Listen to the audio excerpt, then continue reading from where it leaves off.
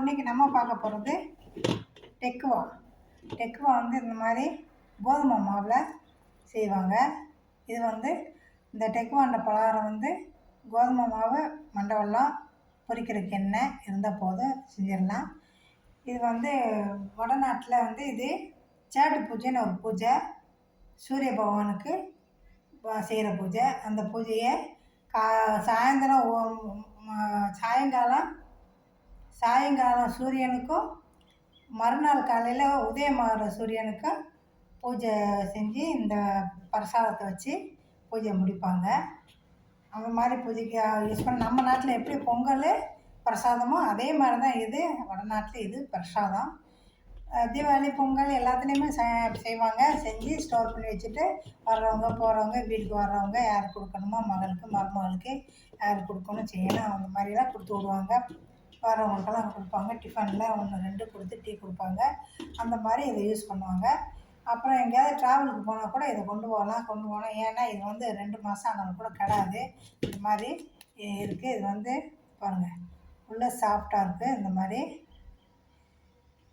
சாஃப்டாக இருக்கும் நல்லா. அது இது கெடாது. அதனால் இது வந்து ட்ராவலுக்கெல்லாம் கொண்டு போகலாம். நம்ம எங்கேயாவது 1 மாதம் 2 மாதம் போகிறோம், ஒரு 4 நாள் 5 நாள் டூர் போகிறோன்னா கூட இதை செஞ்சு கொண்டு வந்து போயிட்டா, ஏதோ ஒரு சாயந்தரம் நேரம் டிஃபனுக்கு எங்கே நம்ம பசிக்குது, எங்கே அந்த இடத்துல நம்ம இப்போ இறங்கி சாப்பிட முடியாது அப்படின்றப்ப ஏதோ ஒரு பீஸ் சாப்பிட்டு நல்லா தண்ணி குடிச்சிட்டா கூட நல்லா வயிறு பசி தீர்ந்து போயிடும். அந்த மாதிரி ஒரு பண்டத்தை எப்படி செய்வோன்னு பார்ப்போம். வாங்க வீடியோவுக்கு போகலாம்.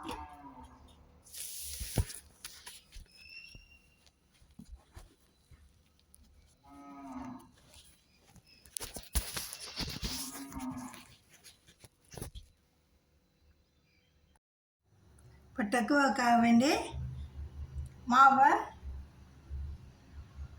3 கப்பு கோதுமை மாவு,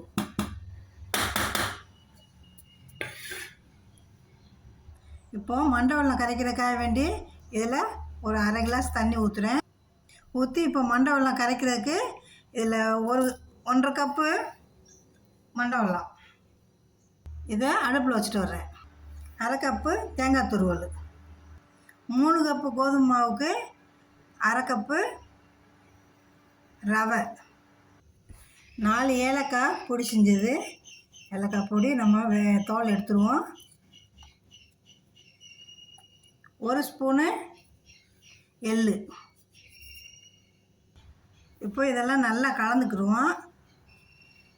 நல்லா கலந்ததுக்கு பின்னாடி இதில் ஒரு 4 ஸ்பூனு நெய் இருக்குது. நெய்க்கு பதிலாக டால்டா, வேறு பால் ஆடை கூட போடலாம். நல்லா இப்போ மிக்ஸ் பண்ணிடுவோம். இப்போ நல்லா மிக்ஸ் பண்ணியாச்சு. கோதுமை மாவுனாலும் சரி, மைதா மாவுனாலும் சரி, இதில் வந்து எண்ணெயோ நெய்யோ கலக்கிற பக்குவம் வந்து இதுதான். இப்படி பிடிச்சா இப்படி லட்டு மாதிரி பிடிக்கணும், உடைச்சா உடையணும். இதுதான் இந்த பக்குவம் இருந்தால் தான்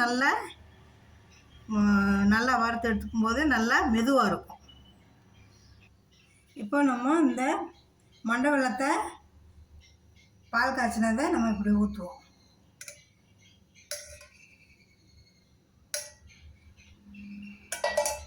அது எதுவும் இல்லை, நயமான வெல்லம். இப்போ நல்லா பிசைவோம். நல்லா பிசைன்னா அமுக்கி பிசையக்கூடாது. நம்ம ரொட்டிக்கு மாதிரி கட்டியாக நல்லா குஸ்தி போட்டு பிசையக்கூடாது. அப்படியே கலக்கணும், அவ்வளோதான். இந்த மாதிரி லூஸாக கலக்கணும். இந்த மாதிரி பிசைஞ்சாச்சு. ரொம்ப டைட்டாக பிசையலை, ரொம்ப பொழுந்தான் பிசைஞ்சிருக்கு. இந்த மாதிரி தான் பிசைஞ்சிருக்கு. இது வந்து ஒரு 15 நிமிஷத்துலேருந்து 1/2 மணி நேரம் வரைக்கும் இப்படியே மூடி வச்சுருவோம். இப்போ இந்த மாதிரி ஒரே அளவாக இந்த மாதிரி மாவை பிச்சு எடுத்து இந்த மாதிரி உருண்டை செஞ்சு இப்படி வச்சுக்கோங்க.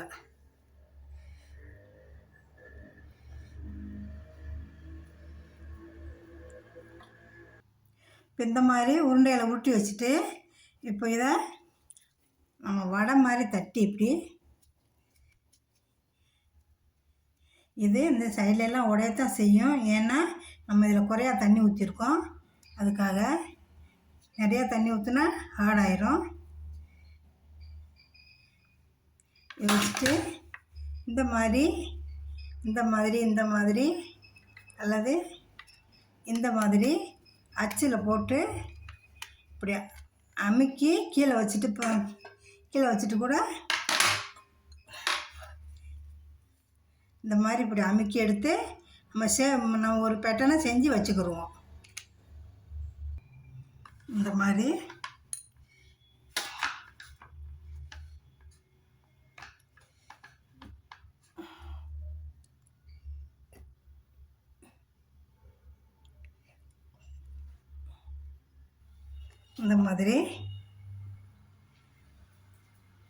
இந்த மாதிரி செஞ்சு வச்சுக்கிறணும். இப்போது அடுப்பு பற்ற வச்சுருக்கேன். நம்ம எண்ணெய் பொரிக்க வேண்டிய எண்ணெயை ஊற்றுவோம். இது ரொம்ப எண்ணெய் தேவைப்படாது. நம்ம கொஞ்சமாக 3 கப்பு தான் போட்டிருக்கோம். அதனால் இந்த எண்ணெயிலே மிச்சம் வச்சுட்டேன். நான் இந்த எண்ணெயிலே பொரிச்சு எடுத்துடலாம். இந்த எண்ணெய் மிச்சம் இருக்கும். இப்போ தீயை சிம்மில் வச்சுட்டு எண்ணெய் காஞ்சிருச்சு. ஒரு பீஸ் போட்டு பார்த்தேன்.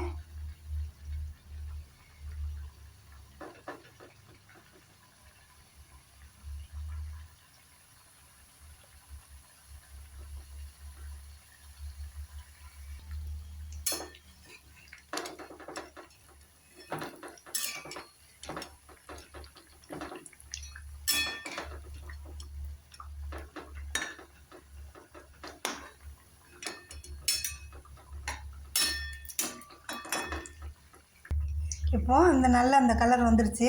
இந்த கலர் வந்தோடனே நம்ம எடுத்துடுவோம். செகண்ட் பேட்ச் போடுவோம். லேசாக தீயை மூட்டி விட்டு